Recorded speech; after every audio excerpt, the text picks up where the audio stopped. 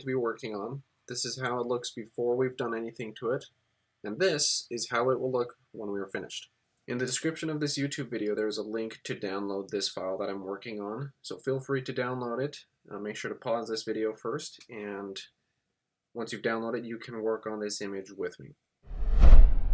So, today's topic is going to be the radial filter inside Lightroom.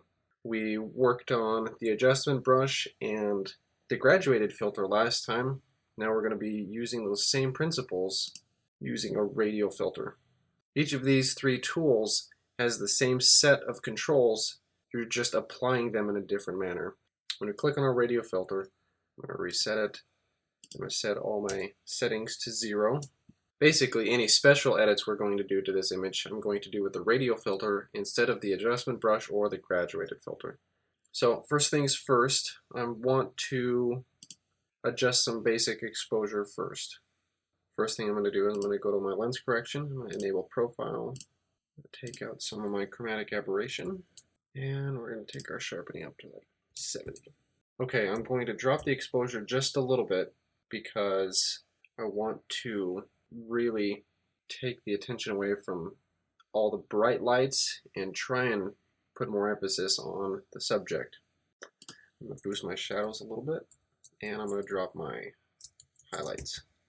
If you're wondering what this is a bunch of little tiny lens flares that are all being caught by the lens from each of these different light sources. If we really wanted to get picky, we could go in and remove those in Photoshop, but for today's lesson, it's not going to be very relevant. Okay, so I'm pretty happy with it. I'll probably adjust my tint. I'm going to grab my white balance eyedropper. I'm going to drop it on this set of grays right here. It's a little more cooler than night shot, not quite so warm. Adjustment through radial filters. First thing I want to do is I want to warm up my subject's face, and this is a self-portrait for any of you who were wondering. So this is me a couple years ago, still just as nerdy as ever. I'm going to warm it up by, I'm going to take my temperature up, and I'm going to just click and drag. Now when you click, you're clicking in the place that will be the center of the radial adjustment. So watch, when I click and drag outward, it creates a circle which radiates outward from that point where I initially clicked. Now to give you an idea what the adjustment is doing, I'm going to take the exposure all the way up, and you can see this is the area that is affected, and we can adjust how the area is feathered right here.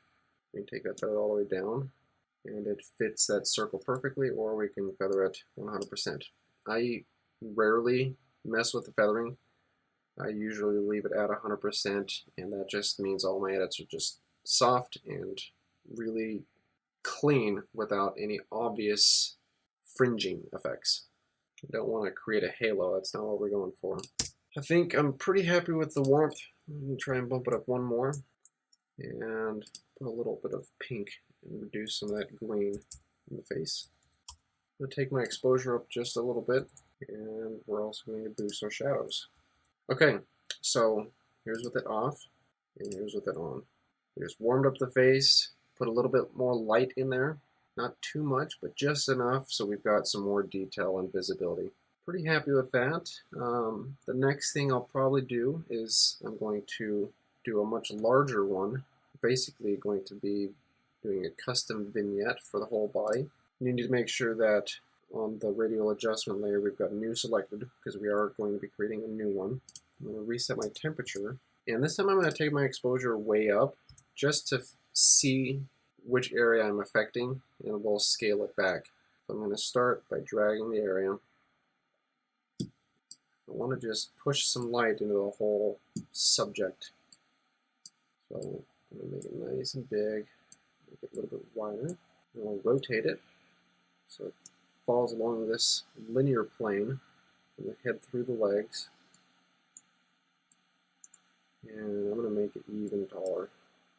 So you can see as I move it around what is being affected, and I'm just trying to get it roughly in the center of the subject.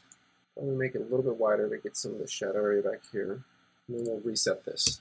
So what we're going to be doing is creating visual emphasis on the subject by increasing exposure and boosting their shadows. So I'm going to start by just taking up a couple points. You can see the sky and the area in the background is also getting affected by this adjustment layer, but we haven't pushed it so far that it becomes drastic and obvious. I'm going to take my highlights up a little bit, and we're going to boost our shadows quite a bit. Okay, now you can see by doing this we are affecting the face area, which was already affected by our original radial adjustment, and in the case of the hair back here, we've pushed it too far because we've started to see some really bad grain, and we don't want that at all.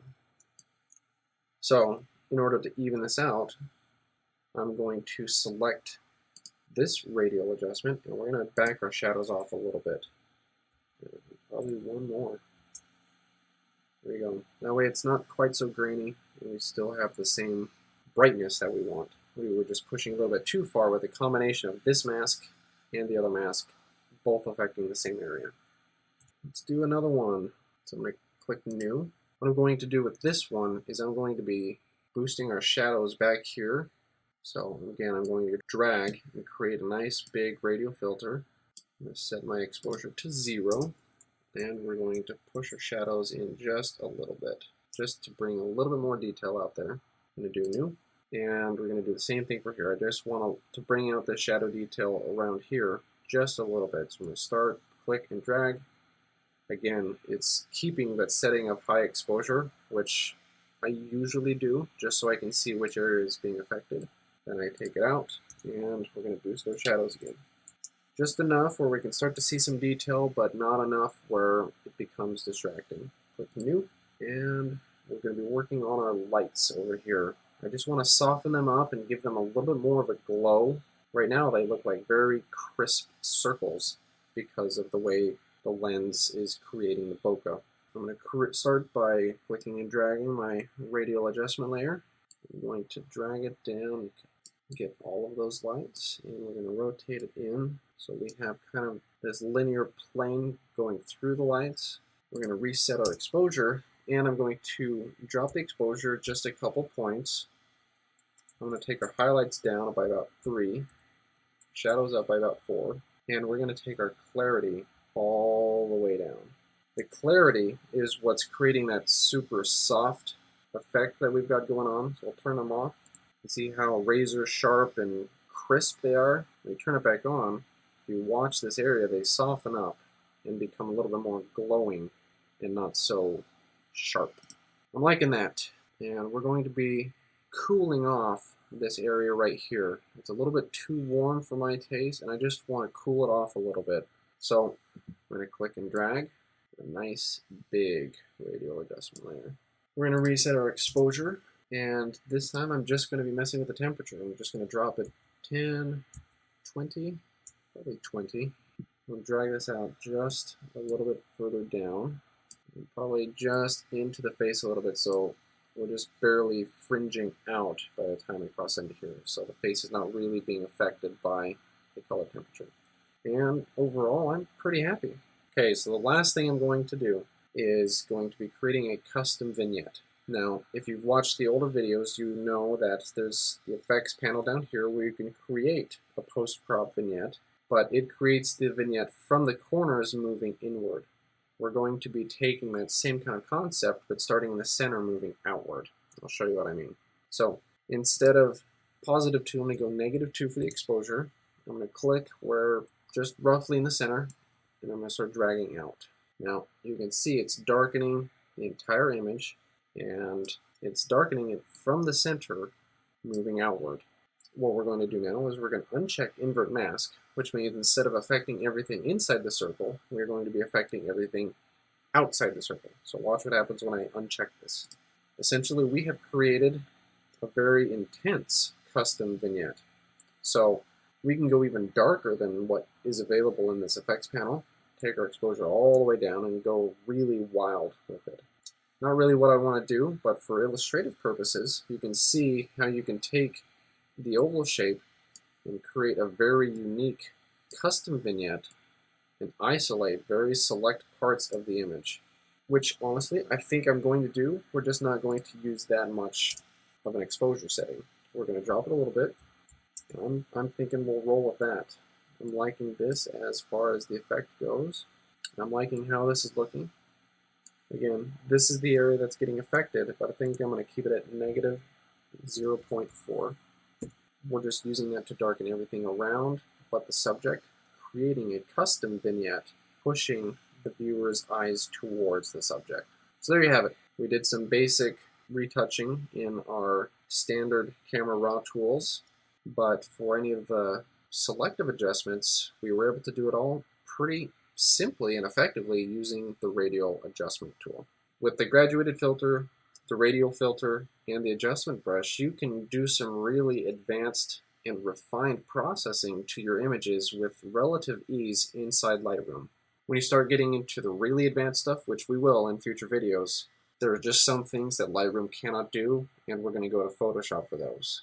But for a shot like this, where it didn't really need a lot of help, we just gave it that little extra step that it needed to really make it look good. So, thanks for watching. Stay tuned for the next one.